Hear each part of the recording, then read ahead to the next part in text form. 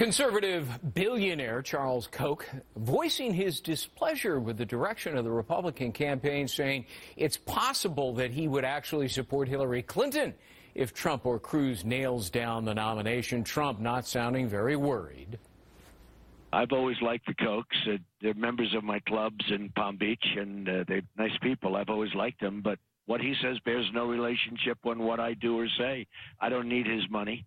And I've got my own money, and you know, I'm one of the few that can say that. I guess these other guys, they're puppets. So if he says something bad about some politician, that's not good. But I don't need their money. I like them as people, but I disagree with them 100%. David Goodfriend served as Deputy Staff Secretary to President Bill Clinton and is a Hillary Clinton supporter. Republican strategist David Avella is the chairman of GOPAC. Guys, good to see you. You're both named David, so forgive me. I'm just going to refer to you by your last name. So Avella, okay. Avella, let me start with you. There's a principle called the lesser of two evils. Is that what Charles Koch seems to be embracing? And I wonder if that's a sentiment that's kind of shared by a great many Americans. Donald Trump is going to need Mr. Koch, both brothers, votes, as he's going to need a lot of people's votes. That's why his comment is really more focused on him than it is the Kochs. His base of support is as sour about people being able to give large amounts of money as Bernie Sanders' base of support is.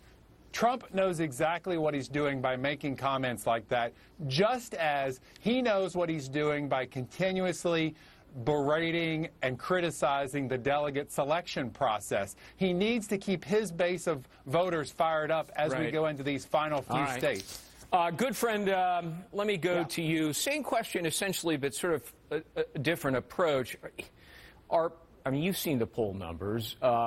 Hillary Clinton's net negative is -21. A majority think she's dishonest and untrustworthy. And yet, do you think, compared to Donald Trump, a lot of people might be willing to hold their collective noses and vote for her? Well, look, I mean, Donald Trump's negatives often are in the 60s, so that's what I'm saying. You know, we can't really. Her negatives are bad, but his are worse. Yes, they are. But let's keep it focused on what the Kochs are saying here. I mean, first of all, I question the importance of super PAC independent money at all. Just ask Jeb Bush. I mean, he had plenty of it, and what good did it do him in this presidential race? So we're sort of in a new frontier.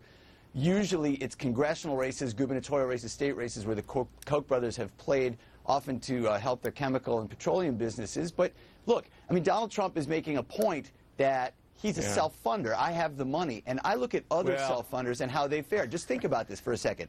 Think about how Barack Obama's opponent for U.S. Senate, a self-funder, fared. Think about how the head of WWF in Connecticut fared against Richard Blumenthal. Think about how David Trone, who ran for Chris Van Hollen's old seat, fared. They all lost, and lost horribly. So I'm not exactly sure that the self-funding argument always works. And he's technically not self-funding because the majority of his contributions to his campaign are loans. Those have to be repaid, obviously. And by who? He's ignoring the millions he's received in donations. But let me go to Avella now.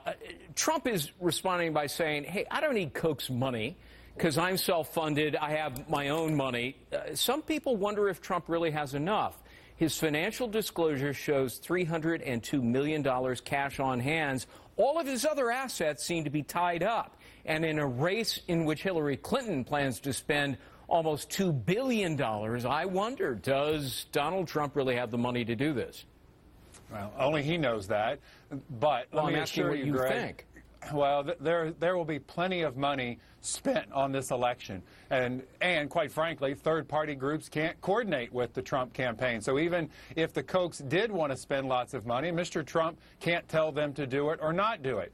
Let me also add, if Mr. Trump doesn't want the Koch brothers' money, there are many organizations that would happily take that, whether it's the medical research groups they fund, whether it's groups like U.S. Justice Action Network that's doing criminal justice reform, whether it's public television, whether it's the NAACP. There are plenty of people that will do good things with the Koch's donations if they don't go to the Trump campaign. The two Davids, David Avella, David Goodfriend, and Goodfriend, you kind of went a little long, so but I'll make it up to you next time. That's all right. I think it evened out if we time it. Thank you, guys. Good to see you. Thank you. Thanks.